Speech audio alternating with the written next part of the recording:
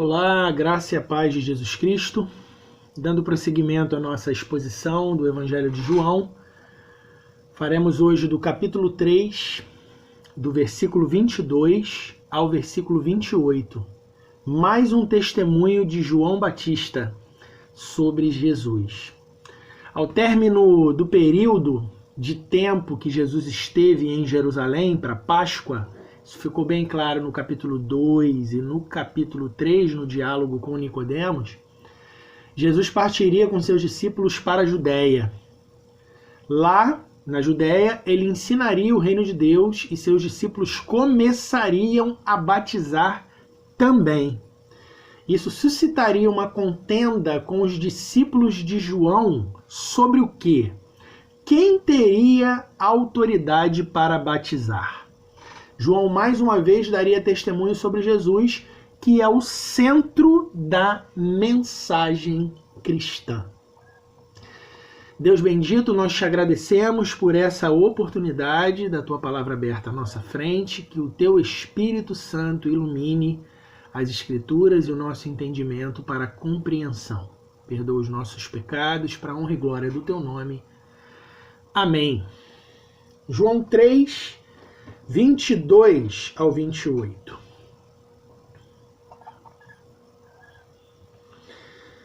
Depois disso, foi Jesus com seus discípulos para a terra da Judéia, estava ali com eles e batizava. Ora, João batizava também em Enom, junto a Salim, porque havia ali muitas águas. E vinham ali e eram batizados, porque ainda João não tinha sido lançado na prisão. É um fato histórico isso aqui. Houve então uma questão entre os discípulos de João e um judeu acerca da purificação. Foram ter com João e disseram-lhe: Rabi, aquele que estava contigo além do Jordão, do qual tu deste testemunho, ei-lo batizando, e todos vão ter com ele. João respondeu e disse: o homem não pode receber coisa alguma se lhe não for dada do céu. Vós mesmos me sois testemunhas de que disse: eu não sou o Cristo, mas sou enviado adiante dele. Vamos lá, vamos ver o que temos aqui doutrinariamente. Depois disso, foi Jesus com seus discípulos para a terra da Judéia, estava ali com eles e batizava. Verso 28. A localização Judéia a que o apóstolo João se refere não é fácil de compreender, pois Judéia se referia a todo o território dos judeus. Logo, se Jesus estava em Jerusalém com seus discípulos para a Páscoa, eles estavam na Judéia. O que o apóstolo João deve ter intencionado narrar aqui foi que Jesus expandiu seu ministério por toda a Judéia. Ou seja, saiu da capital, tomou o campo pelo interior de Israel. O verso seguinte ajuda a compreender para que banda de Israel Jesus partiu com seus discípulos, mas para o norte de Jerusalém. O fato é que por essas novas terras Jesus ensinou o batismo com seus discípulos, o mesmo batismo em água que João havia sido o precursor.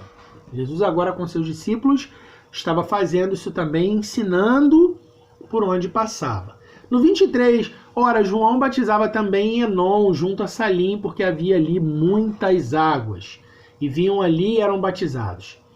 Lá, a explicação desse verso, por terras ao norte da Judéia, João continuava batizando os que vinham até ele, continuava no seu ministério. Esses lugares citados, Enom e Salim, são abastados de fontes de águas mesmo, isso é um fato. Um local apropriado para batizar mais discípulos do Evangelho, que podemos tirar aqui. No verso 24, porque ainda João não tinha sido lançado na prisão. Outro fato histórico que o apóstolo João, um discípulo de Jesus, está narrando sobre João Batista. Isso aconteceria. O que está acontecendo aqui? João vai narrar, João, o apóstolo, que é um dos discípulos de Jesus, vai narrar isso muitos anos depois. E vai já avisar que João Batista, por esse tempo, ainda continuava batizando, porque ainda não havia sido preso. Isso aconteceria mais à frente. O apóstolo João aqui em seu evangelho não narra nada acerca da execução de João Batista por parte de Herodes, assim como estão narrados nos sinóticos, os 3 primeiros evangelhos. Mateus 14:3, Marcos 6:17, Lucas 3:19 e 20. No evangelho de João, essa é a única alusão sobre o que ocorreria com João Batista no futuro, sua prisão e morte, por pregar a verdade. A prisão e a morte de João Batista por falar a verdade de Deus. Verso 25, houve então uma questão entre os discípulos de João e um judeu, vejam bem, galera que acompanhava João Batista e um judeu, acerca da purificação. Nesse local onde João batizava, vamos explicar isso aqui, um judeu se aproximou e interpelou os discípulos dele, os discípulos de João Batista, acerca dos rituais de purificação. Vejam que interessante. Houve uma disputa verbal, um debate sobre o assunto, uma contenda acerca de questões teológicas. Quem são vocês para estarem fazendo tais coisas? O fato é que a lei de Moisés ensinava alguns procedimentos quanto à purificação das pessoas quando tinham contato com coisas imundas. Isso está lá em Levítico 15, verso 11 e 12. Isso tomou muita projeção entre os fariseus, até que muitas tradições dos fariseus foram inseridas nos rituais de purificações de Israel. Isso aí está descrito em Mateus 7, do 3 a 5. Ou seja, os fariseus inseriram muitas de suas tradições ao que era legal, ao que estava nas leis de Moisés. As tradições dos fariseus se tornaram tão grandes, mas tão grandes, que todo judeu que não observasse em suas práticas de vida eram tidos como hereges. Se um judeu não observasse as práticas farisaicas, não o que estava previsto na lei de Moisés, tão somente, mas as práticas farisaicas, as questões e tradições dos fariseus eram tidos como hereges, afastados da comunidade, porque não obedeciam o que os fariseus queriam. As tradições se tornaram mais importantes do que as próprias leis de Deus contidas nas Escrituras. Isso acontece muito no nosso tempo, e é o que esse texto aqui trata. O que ocorreu aqui foi o seguinte: alguém veio incomodar os discípulos de João Batista sobre o direito dele e de Jesus de batizarem alguém. Que significado e valor essa purificação em água teria para a religião de Israel? O que vocês estão fazendo aí tem algum valor? Por que eles estavam fazendo isso? Verso 26, foram ter com João, disseram-lhe: Rabi, aquele que estava contigo, aquele que estava aqui contigo, João, além do Jordão, do qual tu deste testemunho, tu falou que ele era o Cristo, o Filho de Deus vivo, ele batizando também, todo mundo que vai com ele. Os discípulos de João Batista chamaram-no de Rabi também, e disseram que Jesus também batizava. Agora não era só João quem batizava, mas Jesus e seus discípulos. Vejam, o judeu incomodou os discípulos de João, os discípulos de João incomodaram João, que tem agora Jesus também fazendo com os discípulos dele, batizando em água. Olha só que situação no início da pregação do reino de Deus por João Batista e por Jesus começava a acontecer com os discípulos de ambos, por causa da contenda de um judeu. Não era só João quem batizava, mas Jesus e seus discípulos também. Para os religiosos judeus, isso trazia confusão e certa aflição. Quem são eles? Por que faziam aquilo? Em nome de quem vieram? Baseados em que lei eles purificavam quem vinha a eles? Toda aquela área estava preocupada e apreensiva. Quem são eles e por que faziam isso? Eu preciso falar algo aqui muito importante. Por isso é que as Escrituras precisam ser o norte para a vida cristã e para a vida como um todo. Não é a autoridade local que diz que é isso ou aquilo. Não é pastor, não é padre. Enfim, se o pastor ou o padre não estão subordinados ao que as Escrituras como autoridade estão dizendo, eles não são autoridade para dizer essas coisas. Essas coisas não precisam ser acatadas. Isso é farisaísmo, ou seja, tradições colocadas no lugar das Escrituras, de ordens, que confundem o povo. As Escrituras precisam ser consultadas em todas as questões que são levantadas da vida e do culto. Da vida cristã que agrada a Deus, do culto como um todo. Então, isso precisa ficar muito claro. O farisaísmo acabou com suas tradições confundindo tudo o que ocorria naquele tempo. É tradição, é lei, olha para onde, olha para quem, ele disse, mas ele não disse. Olha a confusão que se instaurava aí. E João está sendo interpelado justamente em cima desse contexto, por seus discípulos. Aquele de quem você falou, que era o Cristo, agora ele está batizando aí. Tu deu testemunho dele, cara. E agora ele está com uma outra galera aí, andando após ele, batizando como tu batizas. Olha o ambiente montado. Além de tudo isso, também há um fato curioso aqui. Os discípulos de João questionaram a ele sobre a validade e a autoridade de Jesus e de seus seguidores batizarem também. Criou-se certo partidarismo ali. Jesus estava batizando como João e por isso houve um ciúme por parte dos discípulos de João. Jesus estava sendo exaltado e seguido pelo povo por um ato que João foi o primeiro a realizar e apontar. Os seguidores de João Batista ficaram enciumados. Aqui há um protótipo do que seria as denominações, que se julgam muitas vezes a detentora da verdade e por causa de suas tradições acham-se superiores a outras denominações. E às vezes as práticas que elas fazem não têm respaldo bíblico nenhum. Fazem até como entendendo como outras revelações. E por causa dessas práticas, elas se julgam superiores a outras que não fazem o mesmo. Farisaísmo. Tradições. Não tem respaldo bíblico algum. Verso 27, João respondeu e disse: o homem não pode receber coisa alguma se lhe não for dada do céu. João falou isso. João não se inclinou às reclamações de seus discípulos. João não acatou o ciúme deles. Antes confiava no seu chamado e conhecia Jesus. Ele sabia que o plano de todas as coisas provém de Deus e ele era só um instrumento. Ele não era o centro. Não é um homem quem se dá autoridade para fazer algo para o reino de Deus. Conferir com 1 Coríntios 4, versículo 7. João era mais um instrumento. E vejam que situação sensível. Os discípulos dele reclamando de Jesus, os discípulos de João, e ele tinha tudo ali, seguidores. Sigo ou não sigo? Ensino o que aos meus discípulos? Percebe? Que situação sensível. Versículo 28. Vós mesmos me sois testemunhas de que eu disse.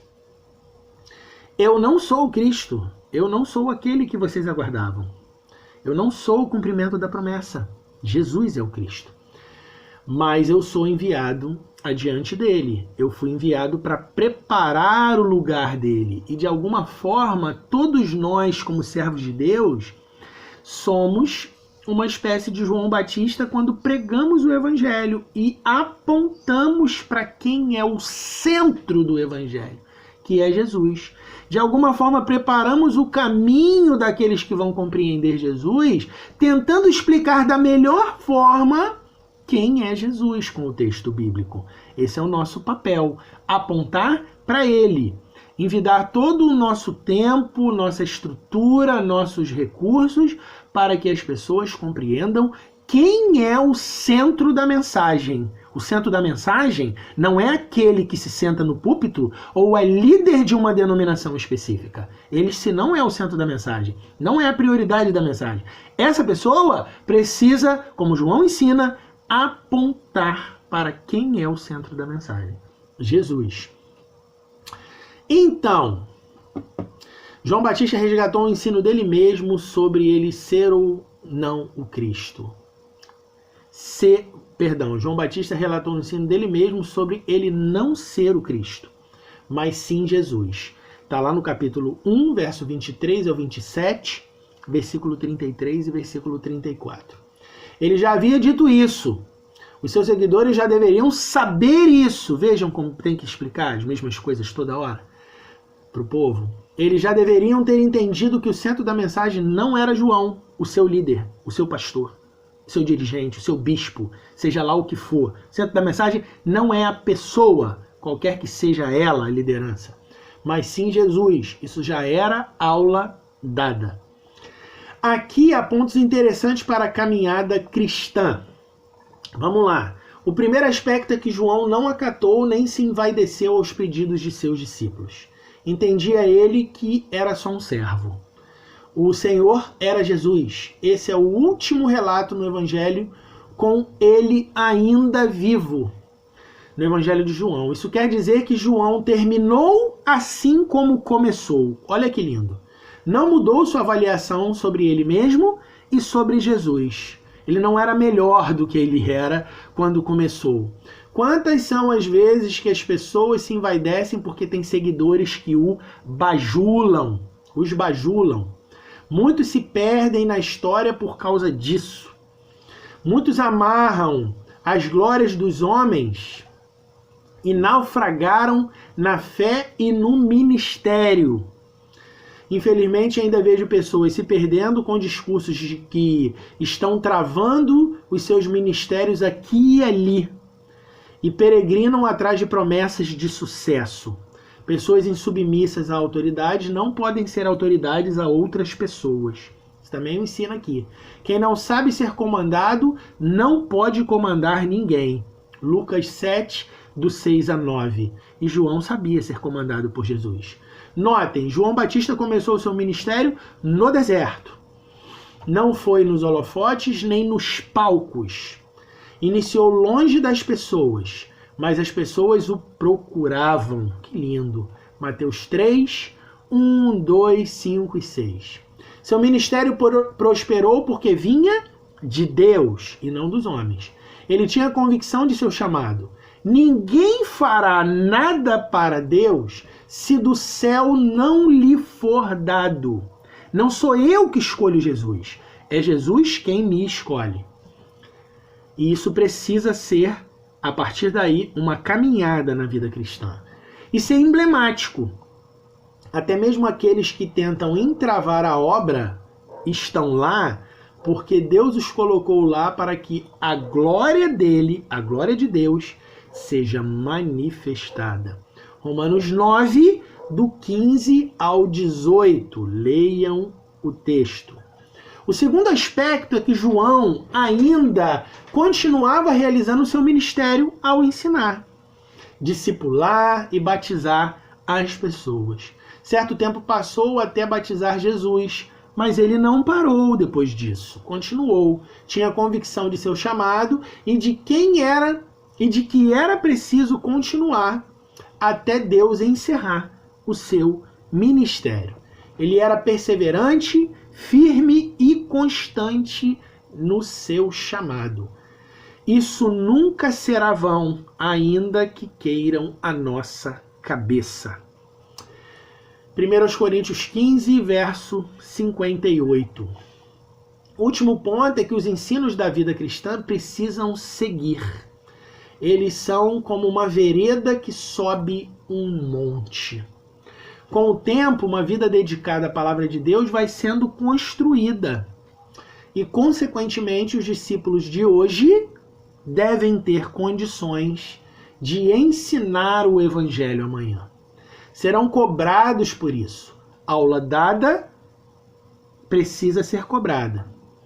terão que frutificar pelo que aprenderam. Hebreus 5, do 12 ao 14. Também vejo crentes antigos que já deveriam estar frutificando o que aprendem. E ainda estão precisando de leite e papinha na alimentação. Não cresceram. Continuam com as mesmas práticas infantis de fazerem coisas erradas nos cantos.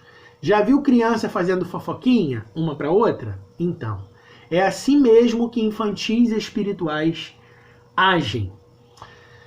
Eles não cresceram. Isso é doença, enfermidade. Que tudo isso nos sirva de alerta para a caminhada quando estivermos liderando e sendo liderados por alguém. Que Deus nos abençoe e nos preparemos ao próximo estudo. Amém.